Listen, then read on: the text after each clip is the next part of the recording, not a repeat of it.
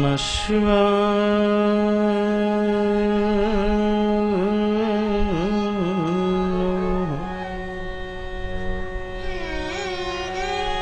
श्री जानकी नाथाय नमः। वाणी विनायको नमः। श्री श्याम शिवाय नमः।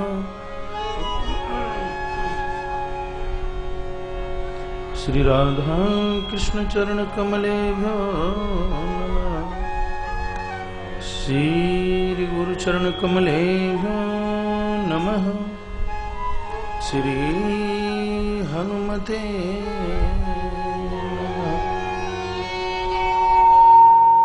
रामाय रामभद्राय रामचंद्राय वेदसे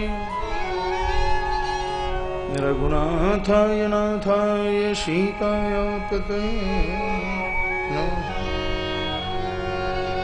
मनोजमं मारुततुल्यवेगं जितेन्द्रियं बुद्धि मतां वरिष्ठं वातात्मजं वानरयूथमुख्यं श्रीरामदूतं शरणं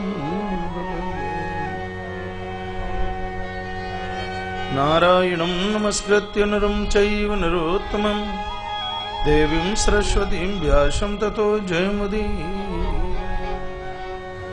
ध्यानमूलं गुरुर्मूर्ति पूजामूलं गुरुर्पदं मंत्रमूलं गुरुर्वाक्यं मोक्षमूलं गुरुर्कृपा। हरे कृष्ण कृष्ण कृष्ण हरे हरे, हरे राम राम राम हरे हरे।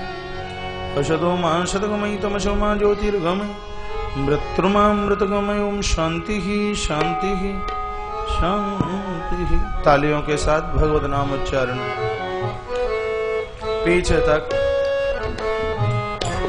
सीताराम मेरो है राजा राम मेरो है। सीताराम मेरो है राजा राम मेरो है। सीताराम मेरो है राजा राम मेरो है। सीताराम मेरो है राजा राम मेरो है। वो तो शंकरी को प्यारो गोपाल मेरो गे। वो तो शंकर को प्यारो गोपाल मेरो है। सीताराम मेरो गे राजा राम मेरो गे। सीताराम मेरो गे राजा राम मेरो गे।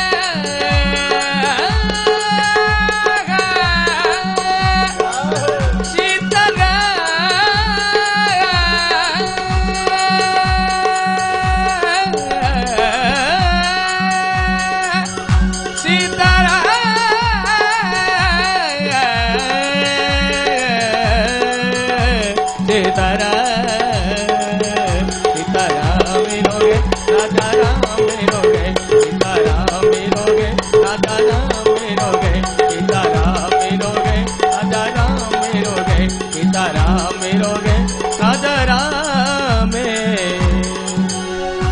बोलिए निकुंज बिहारी सरकार की जय श्री हनुमंत बलवंत महाराज की जय जय जय श्री राधे जय श्री राधे जय श्री राधे श्याम परम आराध्य प्रातः स्मरणीय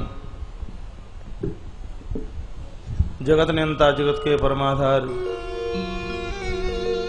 रसकों के परम रस आप्तकाम पूर्णकाम सर्वकाम ऐसे ही सूर्य दिवाकर चंद्रमौली आशुतोष भगवान के भी परम आराध्य मर्यादा पुरुषोत्तम भगवान प्रभु श्री राघवेंद्र सरकार अष्टोत्तर शत 108 कुंडी श्री लक्ष्मी नारायण महायज्ञ की पावन सानिध्यता और उसकी तत्वावधानता में भगवान प्रभु श्री होरी हनुमान जी महाराज भगवान प्रभु श्री बांके बिहारी जी महाराज की दिव्य कृपा से आयोजित ये दिव्य यज्ञ दिव्य गाथा प्रभु भगवान श्री राम की जिस भगवती मंदाकिनी में अवगाहित होने के लिए पधारे हुए नगर के श्रेष्ठतम प्रभु प्रेमी जन सुदूर अंचलों से चल करके आए हुए सभी भगवद अनुरागी प्रेमीजन मंचस्थ परम पूज्य प्रातः स्मरणीय महाराज श्री जी पूज्य स्वामी श्री योगेश्वरानंद गिरी जी महाराज,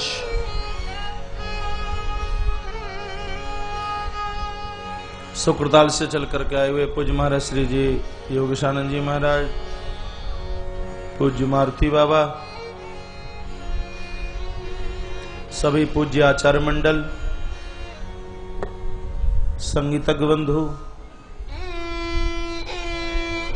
और आयोजन से जुड़े हुए सभी जजमान जन, इटावा गिंजा से चल करके आए हुए भैया श्री सुधीर जी गुप्ता,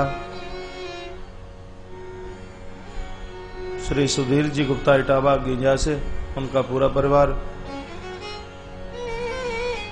फरुखाबाद से श्री प्रदीप जी गुप्ता, कानपुर से श्री संजीव जी गुप्ता,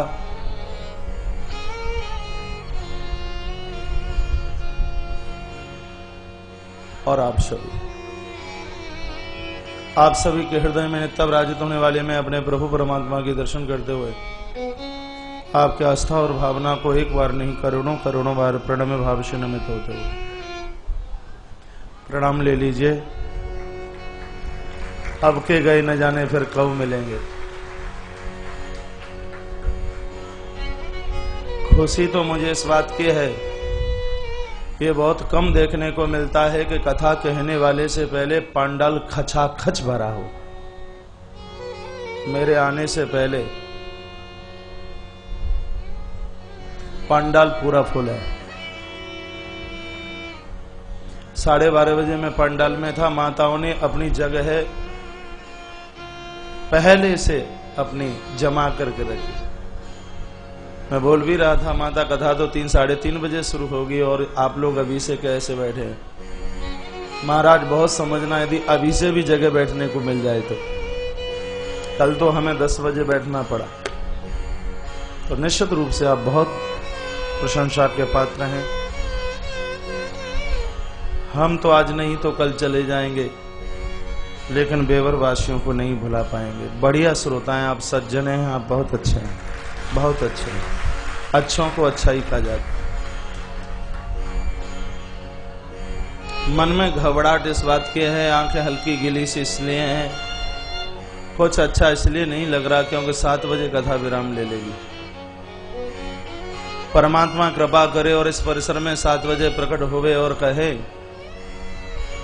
बेटे तूने 12 दिन कथा सुनाई है। टेलीविजन पर बैठे हुए लोग तो सोच रहे होंगे आज कथा का 9वां दिन है। उनको मैं बता दूं आज कथा का 9वां दिन नहीं, आज कथा का 12वां दिन है। 11 तारीख से शुरू हुई है। 11, 12, 13, 14, 15, 16, 17, 18, 19, 20, 21, 22 और हमें लगता है अभी 12 दिन की और हो जाती तो भी शायद 1 आध 2 ही सोपान और हो पाते हैं, क्योंकि हरि अनंत, हरि कथा अनंता। तो भगवान कृपा करे हमारे मध्य में प्रकट हो गए और कहे क्या चाहिए तो प्रभु को कहूंगा, हे भगवान, वर्ष में दिन रात्रि को मिलाकर के 365 दिन होते हैं, आप कृपा कीजिए आपकी कथा बिल्कुल विराम न ले, बराबर ये आपकी कथा चलती रहे, प्रभु कृपा कीजिए। इस कथा ने हमें जीवन दिया है,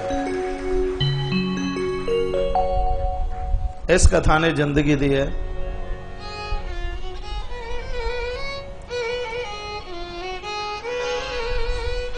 माताओं ने तो चैनल वालों के ऊपर भी कब्जा कर रखा है?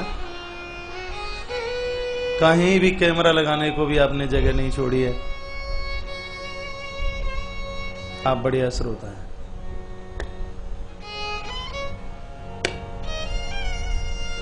संस्कार चैनल पर इस कथा का आनंद लेने वालों को तो आज मैं प्रणाम करना ही भूल गया, मुझे क्षमा करें। आप सभी के चरणों में मेरा वंदन है, प्रणाम है। वक्ता से श्रोता सदैव बड़ा होता है। ये तो महानता आपकी है, जमीन पर बैठ करके हम जैसे दासों को भी आप सुना करते हैं, कि निश्चित रूप से श्रोताओं की मानता ही तो होती है। हमसे ज्यादा पढ़े लिखे तो आप हैं, कई डिग्रियां आपने प्राप्त की हैं, हमसे इन पन्नों को पलटने के अलावा और कुछ भी नहीं आता। योग्यता तो श्रोताओं के अंदर छलकती है, देखी जाती है, और योग्यता और श्रोता जब दोनों एक जगह आकर के मिले, संगम बने, तो फिर उस कथा का कहना क्या है।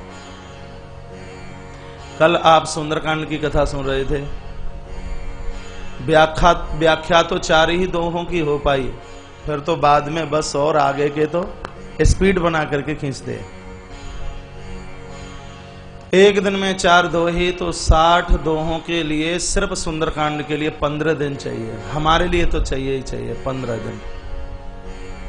और कहीं पूरे 7 सोपानों को कल की तरह गाया जाए तो मुझे लगता है कि 9-10 महीने में शायद राम कथा के उत्तरकांड को छू लिया जाए।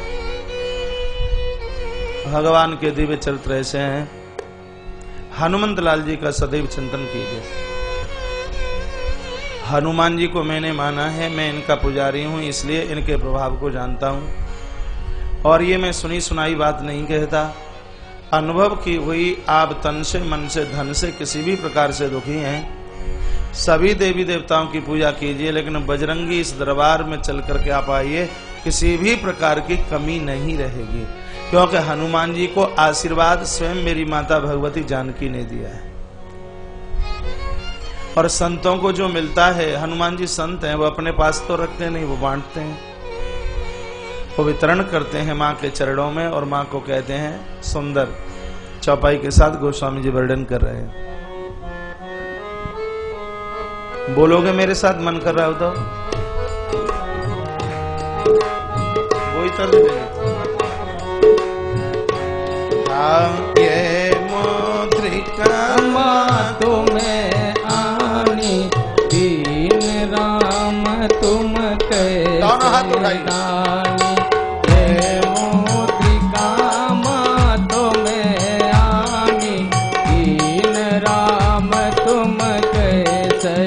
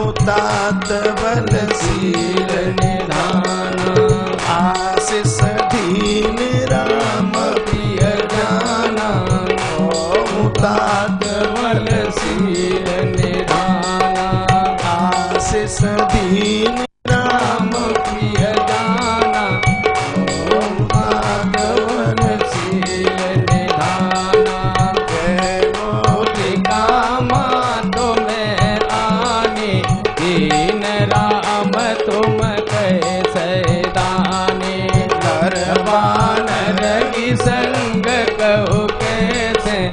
लगी कथा भई संगति जैसे भगवान रही संग कहु कैसे लगी कथा भई संगति जैसे कपि के वचन सप्रेम सुने उपजा मन विश्वास सिया जाना मन क्रम भजन कृपा सिंधु कर दास मंगल भवन अमंगल हारे जब उषो दशरथ अजरथ। बोलिए हनुमान जी महाराज की जय। बजरंगी ने माता के चरणों में वंदन प्रणाम किया और कहा, माता प्रभु की सौगंध खाता हूं, करुणा निधान भगवान की मुद्रिका मैं ही लेके आया हूं। माता ने विश्वास किया, क्योंकि माता ने भगवान का एक नाम करुणा निधान रखा है। पतियों का नाम मत लिया करो, नाम लेने की जरूरत है तो फिर कोई और दूसरा सा नाम रख लीजिए अपना। पति का नाम लेने से आयु का शोषण होता है। गुरुओं का नाम नहीं लिया जाता, पति का नाम नहीं लिया जाता। अब नई फैशन है क्या? करुणा निधान मैया ने प्रभु का नाम रखा। आशीष दीन राम प्रिय जाना हो तात बल, पूरा महाराज आशीर्वाद माता ने दिया है। रिद्धि सिद्धियों का, नवनिधियों का आशीर्वाद बजरंगी को मिला। हनुमान जी ने अपना रूप बहुत बड़ा किया, ये कल आपने सुना है। मैया ने कहा, हनुमान रुक जाइए, भगवान के दल में आप जैसे कितने हैं। हनुमान जी ने कहा, मैया सबसे छोटा मैं ही हूं और सब जितने भी हैं वो सब मुझसे बड़े हैं। छोटा बनने में बहुत आनंद है। भगवान तो तब मिलेंगे जब हम छोटे बने। राई के 20 से ताबीस से पुन 20 और ताते छोटे हैं रहे हो तब मिले हैं जगदीश। अहंकार से बिल्कुल शून्य हो जाइए। हनुमान कहते हैं, माता भूख बहुत लगी है, कई दिनों का चला हूं, यदि अनुमति आज्ञा हो तो कुछ फल खा लूं। मैया ने कहा, हनुमान रास्ते में कोई तुझे खिलाने वाला नहीं मिला? हनुमान बोले, मैया खाने वाले तो बहुत मिले। सुरसा मिली खाने के लिए, लंकिनी मिली खाने के लिए, सिंहिका मिली खाने के लिए। जो धरती पर खाने के लिए आए हैं उनको निशाचर कहते हैं, जो धरती पर खिलाने के लिए आए हैं उनको देवता कहते हैं।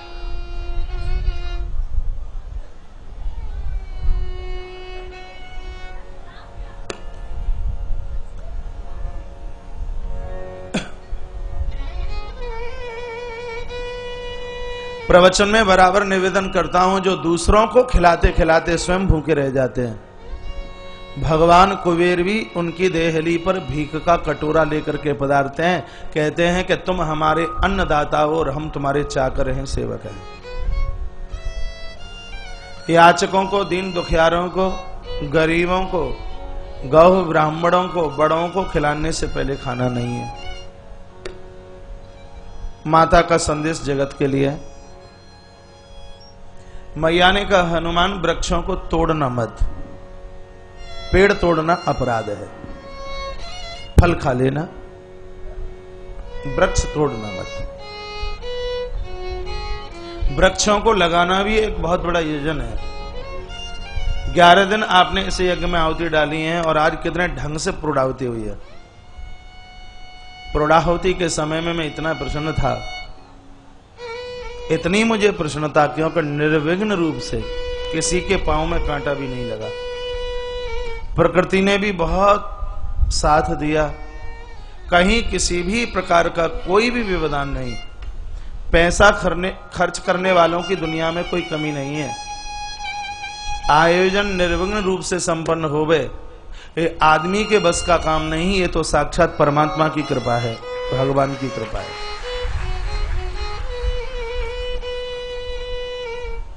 बहुत ढंग से यज्ञ की पूर्णाहुति हुई। ये यज्ञ में आहुति डाल करके आपने बहुत पुण्य कमाया है। पुराणों में इस पुण्य का वर्णन किया है। साक्षात आपने भगवान के गाल के अंदर ग्रास रखकर प्रभु को तृप्त किया। ये हवन कुंड क्या है, यज्ञ क्या है? ये भगवान का मुख है। ये आप कहते हैं स्वाहा, आप ये बोलते हैं। जब आपने स्वाहा कहा तब मुंह खुला भगवान का, और जब आपने हा कहा फिर मुंह बंद हो गया। जो आहुति डालते समय स्वाहाकार मुंह से नहीं बोलते, उनको यज्ञ करने का कोई पुण्य, उनको कोई फल नहीं मिलता। कुछ लोग आहुति डालते समय स्वाहा बोलते हैं, और कुछ लोग दूर से दर्शन मात्र से भी संग संग स्वाहा बोलते हैं, तो उसका कई अंश में उन आहुतियों का फल मिलता है। यज्ञ करने से फल मिलता है, लेकिन इससे भी और ज्यादा फल मिलता है वृक्ष लगाने में।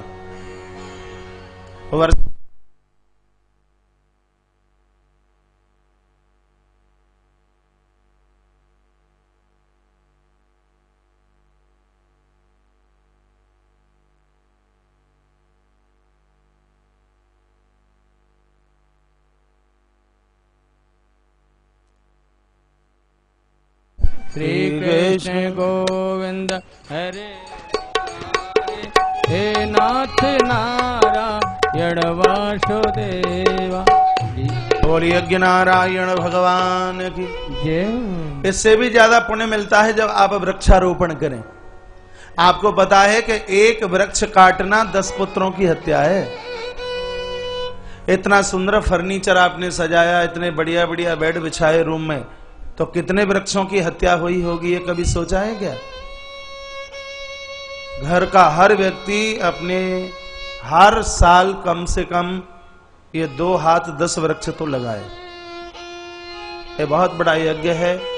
वृक्ष होंगे तो वर्षा समय से होगी, वृक्ष होंगे तो अन्न धन की प्राप्ति होगी, वृक्ष होंगे शांति संतोष मिलेगा, वृक्ष होंगे तो पर्यावरण दूषित नहीं होगा। आज अंधाधुंध पेड़ों को काटा जा रहा है। वृक्षों को काटना अपराध है। श्री ब्रज के संत कहते हैं कि जितने भी वृक्ष हैं, श्री ब्रज के वृक्ष तो पूर्व के संत हैं, महामनीषी हैं। इसलिए माता कहती है कि बेटा हनुमान वृक्ष तोड़ना मत। अभी आप सुनोगे कि हनुमान जी ने तो पूरा बगीचा ही उखाड़ डाला। क्यों?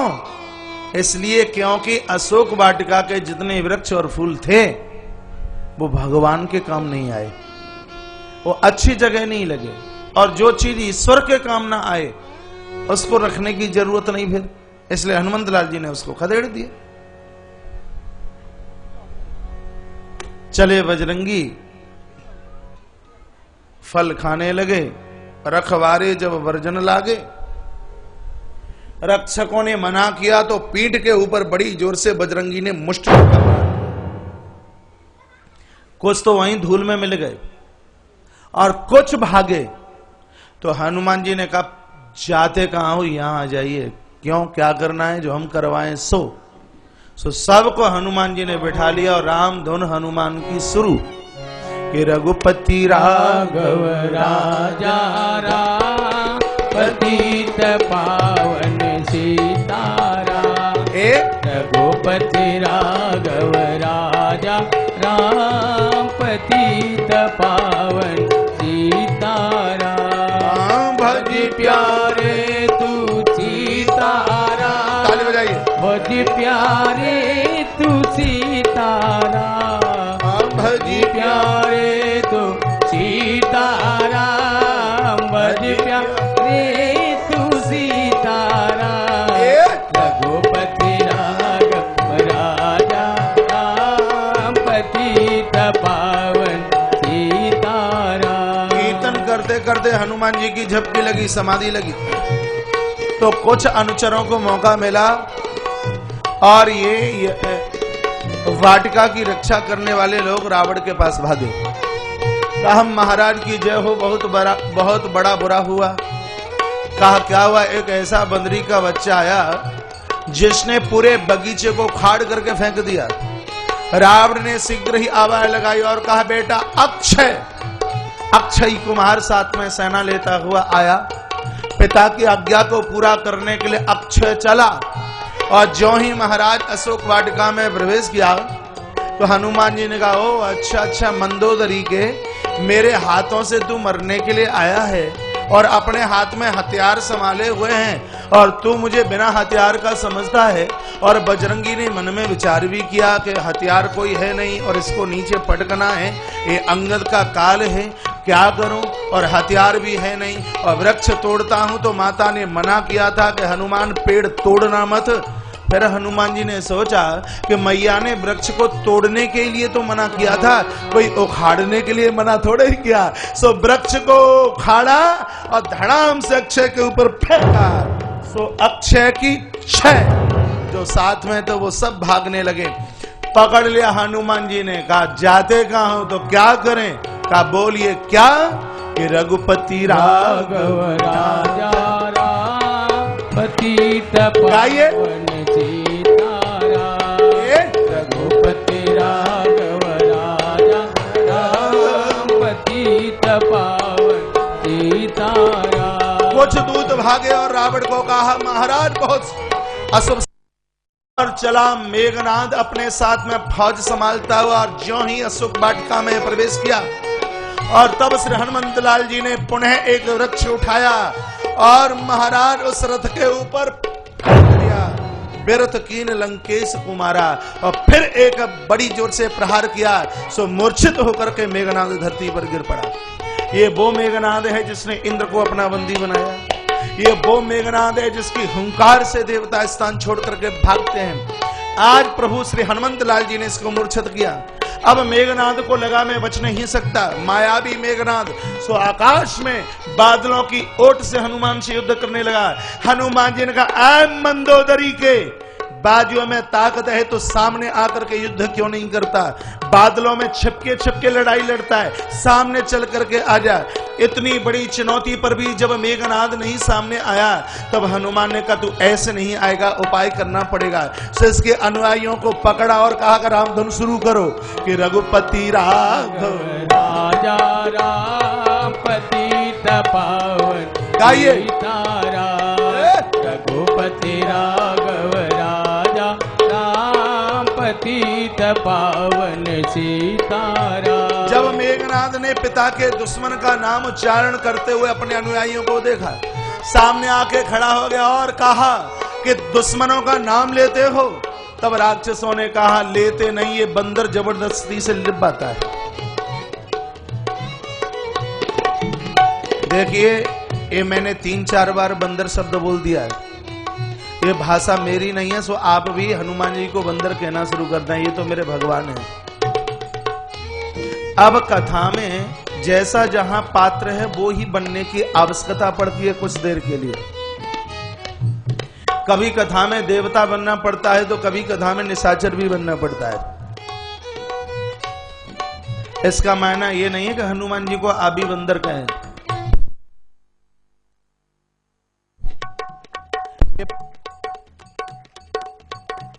ये तो ईश्वर है, भगवान है।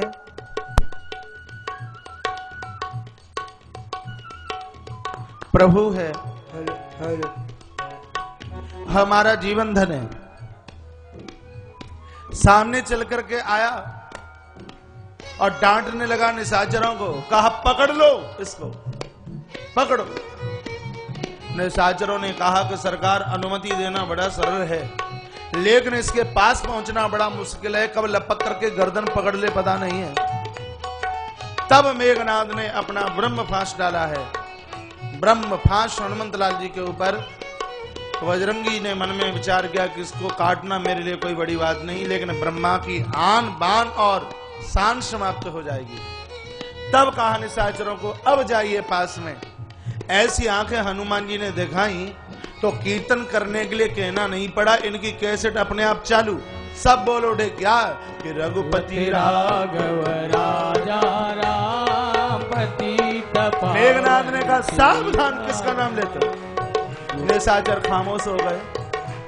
हनुमान जी को पकड़ा और बजरंगी को लेकर के रावण की सभा में ले जाकर के खड़ा कर दिया।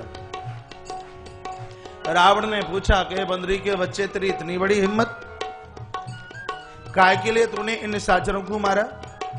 हनुमान जी ने कहा कि देखिए, मैंने अपनी तरफ से किसी को नहीं मारा, जिन मुझे मारे ते मैं मारे, जिन्होंने मुझे मारा उनको प्रसाद मैंने दिया। लगता है कि तेरी मौत सामने नाच रही है। हनुमान जी ने कहा उल्टा हुई है, कही हनुमाना, जो तुम बोल रहे हो बस उसका उल्टा कर लीजिए तो पता लग जाएगा कि मौत मेरी नाच रही है कि मृत्यु तुम्हारी नाच रही है। हनुमान जी ने कहा एक बार परमात्मा की शरण ले लीजिए, जिंदगी पर्यंत इस लंका का शासन करते रहोगे, कोई बाल बांका नहीं कर पाएगा। और ध्यान रखना, जिसने संत की बात नहीं मानी, महापुरुष की बात नहीं मानी, मस्तिष्क पकड़कर रोने के अलावा और उसके पास में कुछ भी नहीं रहता। कहा मार डालिए इसको। सोच चले महाराज वो निशाचर, हाथ में कृपाण और तलवार लेते हुए हनुमान जी के पास। इतने में महात्मा विभीषण अपनी टोली के साथ सामने से चल करके आए हैं और कहा कि दूत को मारना ये उचित नहीं है, तो क्या करें कि अंग भंग कर पड़ी हूं बंदर, कप की ममता पूंछ पर सवई कहूं समझाए।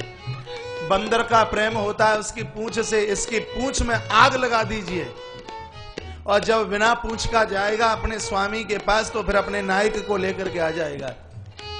कहा हनुमान जी ने, बहारी मेरी माता सरस्वती, आज तूने मेरा कितना बड़ा साथ दिया है।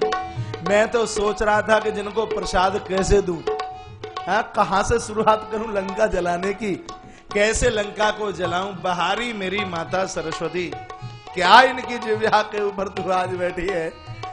तब कहा कि इसकी पूंछ से जितना वसन लगे उतना कपड़ा लगाइए, घी तेल लगाइए और फिर पूंछ में आग लगा दीजिए। लंका के जितने बड़े बड़े शोरूम थे वो सब के सब खाली हो गए। जितना कपड़ा, जितना वस्त्र, हनुमान जी की पूंछ तो ट्रैफिक में भी ना रुके, वो तो बढ़ती जाए महाराज, बढ़ती जाए बढ़ती जाए। जाम लगे तो तुमको अपनी गाड़ी रोकनी पड़ेगी, लेकिन कितना भी ट्रैफिक हो बजरंगी की तो पूंछ रुकने वाली नहीं है। हनुमंत लाल जी की पूंछ बढ़े। अब कहीं तो 100 ग्राम घी नहीं रहा, कहीं किसी की रसोई में महाराज 100 ग्राम तेल नहीं रहा। जो एक एक कपड़ा पहने थे बस उसी को पहन करके रह गए, और जितनी भी ड्रेसें थी वो सब के सब बजरंगी की पूंछ से लिपट गई। हनुमान जी ने मन ही मन कहा अब कपड़े तो तुम्हें बदलने नहीं है, अब राम जी आएंगे तो पूरा तुम्हारा चोला ही बदल करके रख देंगे, अब कपड़ों की तो बदलने की आवश्यकता है ही नहीं। बजरंगी ने इतनी पूंछ बढ़ाई है, इतनी पूंछी बढ़ाई है, कहा रहे नगर वसन घृत थेला, नगर में किसी भी प्रकार का घी तेल और किसी भी प्रकार का प्रधान नहीं रहा। पूंछ बढ़ती रही, पूंछ बढ़ती रही, और तब दशकंठ रावण के इन अनुयायियों ने हनुमान जी की पूंछ में आग का दहन किया।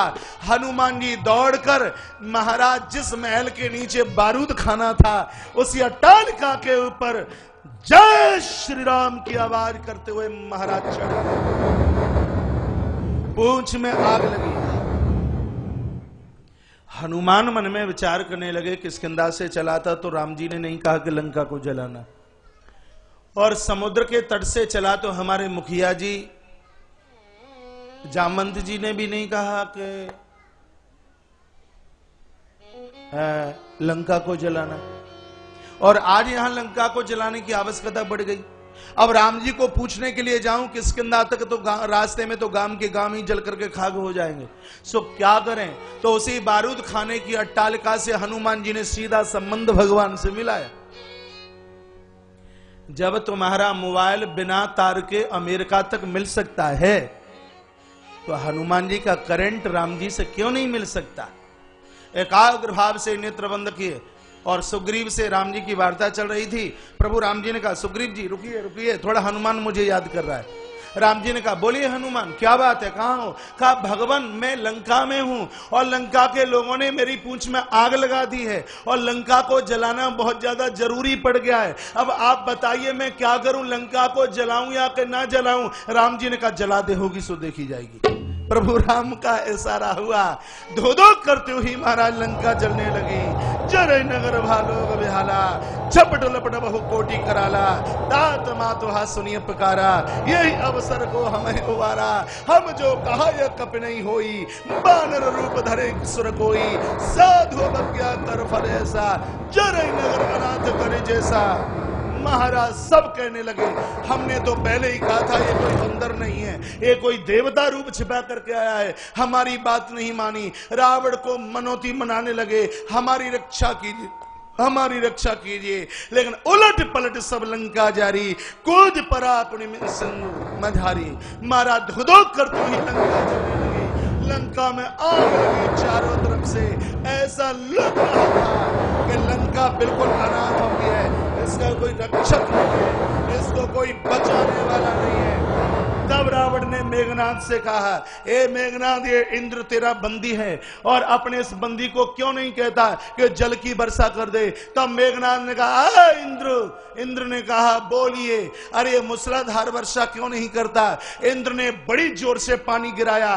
तब हनुमान जी को बड़ा क्रोध आया। हनुमान जी ने कहा, इंद्र, तुम देवताओं की वजह से परमात्मा को धरती पर अवतार लेना पड़ा और तुम इन निशाचरों के, इन राक्षसों की सहायता कर रहे हो, इनके कहने से पानी गिरा करके आग बुझाने की बात कर रहे हो। इंद्र ने कहा, हनुमान चिंता न करना, हम पानी नहीं गिरा रहे। हनुमान जी ने कहा, तो फिर का चिंता मत कीजिए, वर्षा पेट्रोल की हो रही है।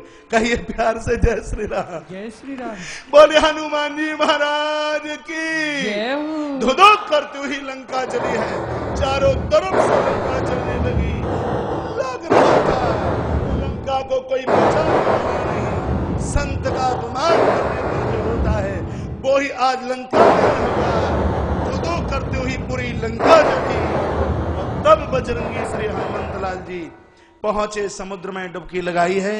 पूंछ बुझाई खोई श्रम धर लघु रूप बहोरी, जनक सुता के आगे ठाड़ बहेऊ करी जोरी।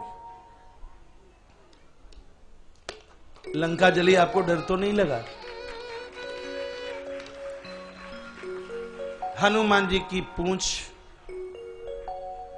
बुझाई गई बजरंगी के द्वारा और तत्पश्चात छोटा सा रूप धारण करके माता जानकी के सामने बजरंगी हनुमान आए और आकर के बोले कि मां तुम ओई दी जय कछुचीना, मां तुम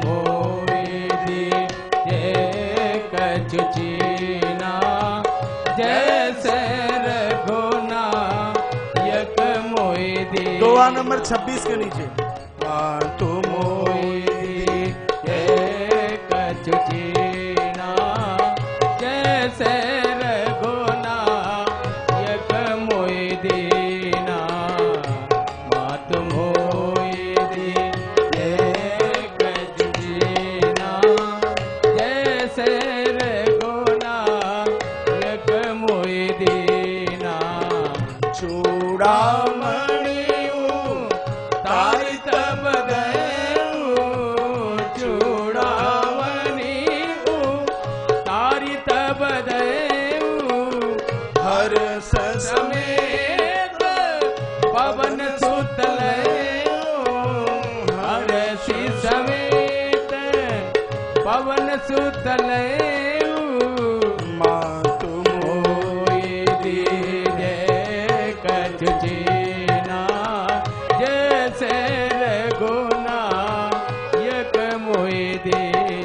हनुमान जी ने मां के चरणों में प्रणाम किया।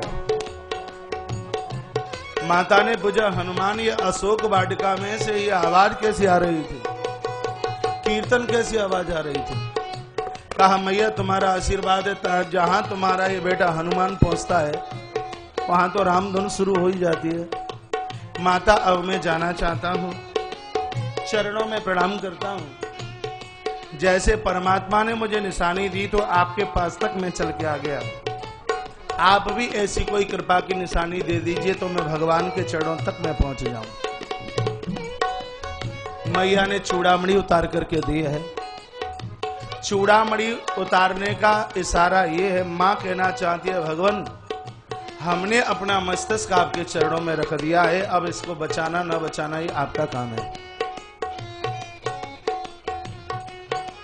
आप बैठे रहिए, ये कवच सब आपके पास तक पहुंच जाएगा। आपने यज्ञ में आहुति डाली है और यज्ञ के बाद में गौदान भी होता है,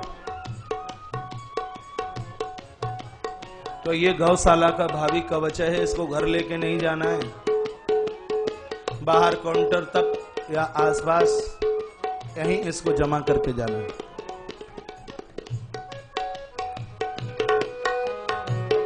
मैया की आंख में आंसू।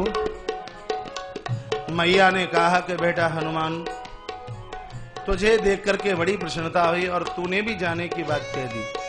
तो ही देखी शीतल बैठाती, तो ही देखी शीतल बैठाती, पुनि मोह कहु सोए दिन सो राती, तो ही देखी शीतल बैठाती, पुनि मोह कहु सोए दिन सो राती, कहूँ कपि के ही विधि राखो प्राणा, कहो कपि के ही विधि राखो प्राणा, तुम घूतात कहत अब जाना, तुम घूतात कहत अब जाना, मास दिवस में मास दिवस में तो मैं मार जी यत नहीं पावा, मास दिवस महु नाथुन आवा, तो पुनि मोहि जी यत नहीं पावा, तो ही देखे शीतल बैठाती, पुनि मोह कहूँ सोए दिन सो राती। बोली हनुमान जी महाराज की। जय हो। मैया ने कहा हनुमान, यदि 1 महीने में भगवान न आए तो परमात्मा को कह देना कि उनको ये जानकी जीवित नहीं बचेगी। तुझे देख करके मुझे बहुत प्रसन्नता हुई। हनुमान संत हैं और महापुरुषों को देखकर तत्काल शांति मिलती है, संतोष मिलता है, आनंद मिलता है। हनुमान तो वो हैं माता जानकी जिनकी ऋणी है, प्रभु राम ऋणी है, लखन और भरत जिनके ऋणी है। हनुमान का कर्जा तो इन सब के ऊपर है। जनक सुत ही समुझाई करी, बहुविधि धीरज दीन, चरण कमल सुरनाई कपि, गवन राम पही।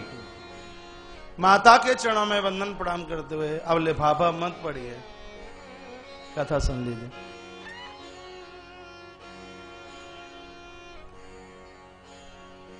हनुमान जी चले और भगवान के नाम का बड़ी जोर से जयकारा लगाया, बड़ी जोर से गर्जना की और हनुमंत लाल जी विकराल विशाल का रूप धारण करके आकाश में उड़े। जय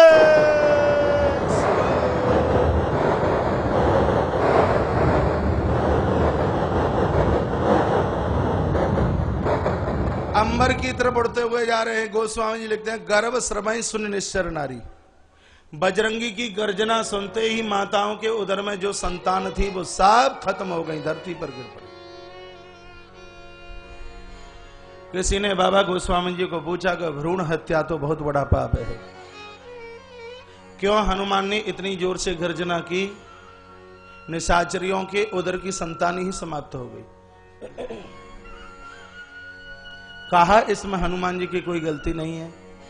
बजरंगी ने विचार किया कि बाहर के राक्षसों को तो भगवान प्रभु राम मारने वाले हैं, इनका उद्धार करने वाले हैं, लेकिन इन निशाचरियों के पेट से फिर कोई रावण कुंभकर्ण चल करके पैदा हो जाए। अब कोई दूसरी केकई माता भी नहीं है वनवास मांगने के लिए, तो हनुमान ने सोचा कि बाहर वालों को राम जी मारेंगे और अंदर वालों का सुपड़ा साफ हम कर देते हैं। इसलिए गर्जना की है कि राक्षसों को रहने नहीं देना। समुद्र के ऊपर से उड़ते हुए जा रहे हैं बजरंगी। उधर जामवंत जी के चरणों में नल नील अंगद और काक देखिए बड़े उत्साह के साथ हनुमान जी उड़ते हुए आ रहे हैं। सब दौड़े और हनुमान जी को कहा रुक जाइए, हम तुम्हारी स्तुति करते हैं। सब बंदर भालू मिल करके बजरंगी हनुमंत लाल जी की स्तुति करने लगे, स्तवन करने लगे। सबकी जिह्वा पर एक ही नाम था कि जय हनुमान ज्ञान गुण सागर, जय कपीस त्यों लोक उजागर। राम दूत तुलित बलधाम, अंजन पुत्र पवन सुत नाम। महावीर विक्रम बजरंगी, कुमति निवार सुमति के संगी। कंचन वरन विराज सुबेसा, कानन कुंडल कुंचित केसा। विराजे काने मूज जनेऊ साज, शंकर सुवन केसरी नंदन। तेज प्रताप महाजगवंदन, विद्यावान गुणी अति चातुर। राम काज करिबे को आतुर, प्रभु चरित्र सुनिबे को रसिया। राम लखन सीता मनो बसिया, सूक्ष्म रूप धरि सिया। विकट रूप धरि लंक जरावा, भीम रूप धरि एक बार दोनों हाथ ऊपर। रामचंद्र के काज समारे, भाग्य सजीवन लखन जियाए। श्री रघुवीर हरषि मुर लाए, रघुपति कीन्ही बहुत बड़ाई। तुम मम प्रिय भरत सम भाई, सहस बदन तुम रोज सगावे। अस कहि श्रीपति कंठ सनकादिक ब्रह्मादि मुनीसा। नारद सारद सहित अहिसा, यम कुबेर दिगपाल जहाते। कवि कोविद कहि सके कहाते, तुम उपकार सुग्रीव कीना। राम मिलाई राजपद दीना, तुमरो मंत्र विभीषण माना। लंकेश्वर भय सब जग जाना, जुग सहस्र योजन पर भानु। लीलो ताई मधुर फल जानु, जब मूर्तिका मेलि मुख माई। जगति लागी गए अचरज नाई, दुर्गम काज जगत के जेते। अनुग्रह तुम्हारे देते, राम दुआरे तुम रखवारे। होत न आज्ञा बिनु पैसारे, तब सुख लगे तुम्हारी धरना। तुम रक्षक काहू को डरना, आपन तेज समारो आप। तीनों लोक हांकते कांपे, भूत पिशाच निकट नहीं आवे। महावीर जब नाम सुनावे, नासे रोग हरे सब पीरा। जपत निरंतर हनुमत वीरा, संकट से हनुमान छुड़ावे। मन क्रम वचन ध्यान जो लावे, सब पर राम तपस्वी राजा। जिनके काज सकल तुम साजा, और मनोरथ जो कोई लावे। सोई अमित जीवन फल पावे, चारों जुग परिताप तुम्हारा। है परसिद्ध जगत उजियारा, साधु संत के तुम रखवारे। असुर निकंदन राम दुलारे, अष्टि तीनों निधि के दाता।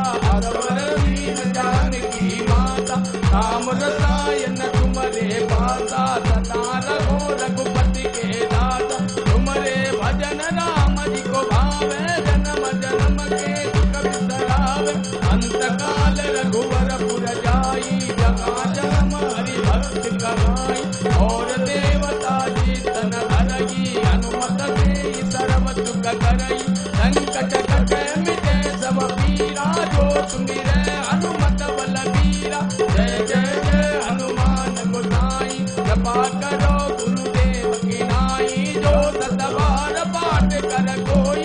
छूटै बंदी महासुख होई, जो यह पढ़े हनुमान चालीसा। होई सिद्धि साखी गौरीसा, तुलसीदास सदा हरिचेरा। कीजय नाथ हृदय में डेरा, शंकर हरण मंगल मूर्ति रूप सियरा। राम लखन सीता सहित, और हृदय बसो सुर भूप सियावर। रामचंद्र की जय। बोले हनुमान जी महाराज की जय। ऐसा सुना है कि सुंदर कांड में जब तक हनुमान चालीसा ना हो तब तक सुंदर कांड पूरा नहीं होता। अब चौपाइयों से कथा से हम सुंदर कांड को पूरा न कर पाए तो हनुमान चालीसा बोल करके तो उसको पूरा कर दें, इसलिए बीच में एक आवृत्ति हनुमान चालीसा की लगी। हनुमान चालीसा में 40 चौपाइयां हैं, सिर्फ 40 चौपाइयां हैं हनुमान चालीसा में। इसका स्वाध्याय, इसका अध्ययन, इसका पाठ तो रोज ही कर लिया करें। 40 चौपाइयों के ऊपर तो जितना बोला जाए उतना कम है। 9 दिसंबर से लेकर के 16 दिसंबर तक 7-8 दिन की हमारी कथा नारनौल हरियाणा में सिर्फ हनुमान चालीसा के ऊपर है। 8-9 दिन का प्रवचन सिर्फ हनुमान चालीसा। दुनिया का ऐसा है कौन सा ग्रंथ जो पूरा का पूरा हनुमान चालीसा में समाविष्ट न हो। मानस से पहले गोस्वामी तुलसीदास जी की कृति हनुमान चालीसा है। इसका स्वाध्याय, इसका पाठ आप नित्य किया करें। हनुमान जी नीचे उतर करके आए, सबने मानसिक भाव से आरती उतारी है। उपवन में सुंदर से वृक्ष खाए, वृक्षों से सुंदर से फल खाए हैं और चले हर्ष रघुनायक पासा, पूछत कहित नवल इतिहासा। नई नई कथा सुनते सुनाते अब सब के सब प्रभु श्री राम के चरणों में पहुंच गए। जामवंत जी ने प्रभु को प्रणाम किया और कहा समाचार मिला। श्री जामवंत जी महाराज की आंखें भर आईं और कहा भगवान नाथ पवन सुत कीन जो करनी, सहस मुखन जाई सो वर्णी। जो हनुमान जी ने किया है हजारों मुंह धारण करके भी उसका वर्णन नहीं किया जा सकता। बजरंगी ने चरणों में प्रणाम वंदन किया है, प्रभु राम की आंखें भर आई। हनुमान को कंठ से लगा लिया और कहा हनुमान जानकी कैसी है? का नाम पहारू दिवस ने से ध्यान तुम्हार कपाट, लोचन निज पद जंत्रता जान प्राण के ही बाट। भगवान ऐसा कौन सा स्वर और कौन सी सांस है माता जिन छड़ और जिन सांसों में आपका नाम न लेती हो। मैया ने चलते समय मुझे ये चूड़ामणि दी है, भगवान आप ये संभालिए। ये चूड़ामणि अलंकार आभूषण नहीं है, माता का ये इशारा है कि ये मेरा मस्तिष्क है और भगवान इसको आप संभालिए।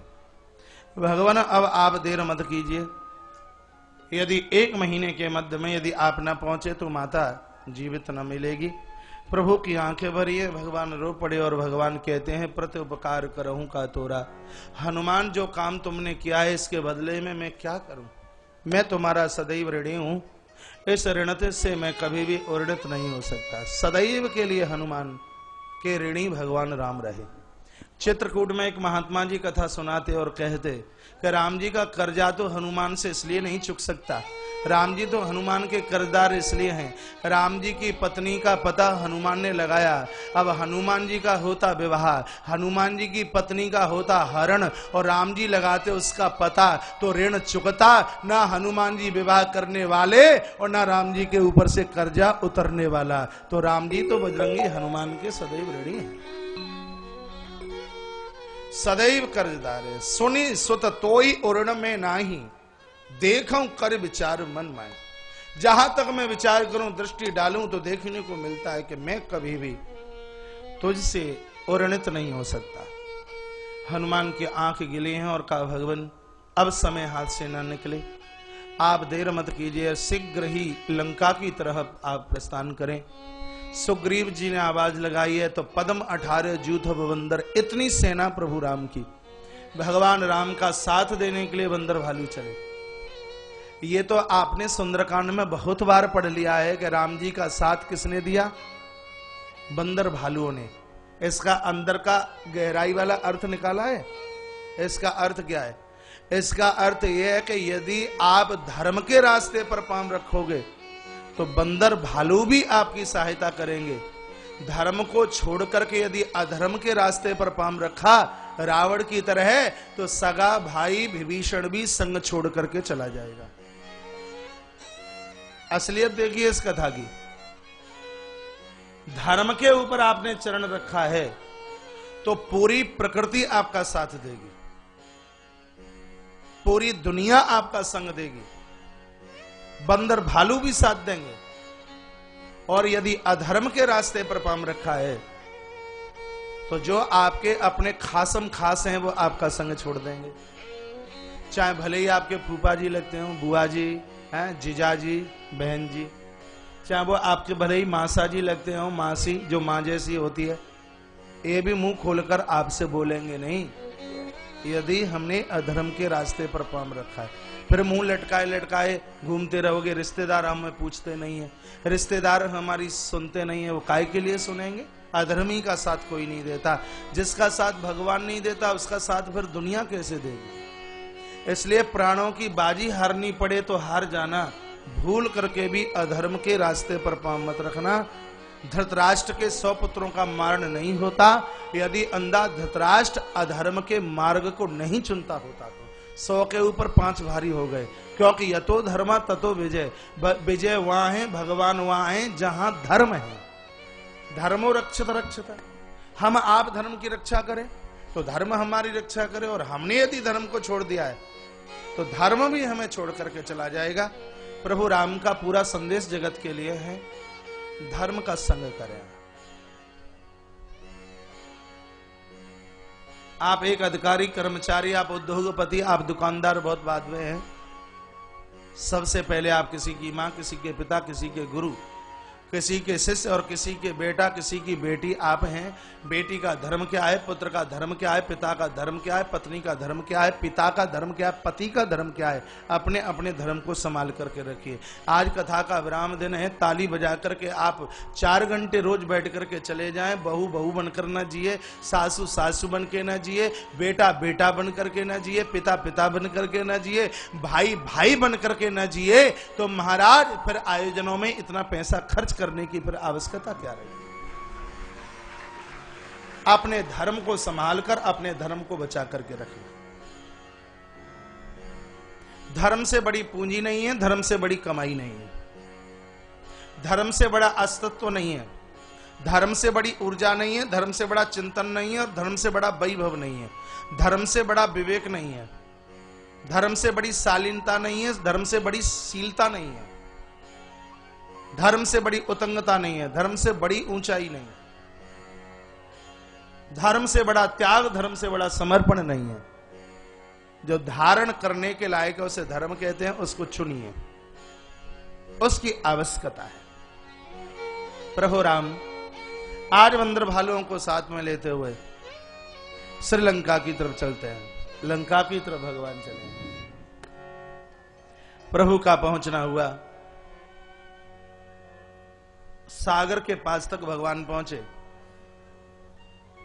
रावण के दूतों ने रावण को बताया का सिंधु पार सेना सब आई, तैयार हो जाइए, सागर के तट पर आ गई है सेना दुश्मन की। तो जो मक्खन मिश्री लगाने वाले थे राक्षस, उसके सचिव, वो क्या कहते हैं कि ये बंदर भालू तो हमारा नाश्ता है, हमारा भोजन है, ऐसे उठा उठा करके खा जाएंगे। राजा राजन आप परेशान क्यों होते हो? महात्मा विभीषण ने कहा कि जिस दिन वो बंदर हनुमान आया, पूरी लंका को जलाकर के राख कर गया, क्या उस दिन तुम्हें भूख नहीं लगेगी? उस दिन तुम्हें नाश्ते की जरूरत नहीं पड़ी? एक हनुमान पूरी लंका को जलाकर के राख कर गया, क्या उस समय तुम्हें भोजन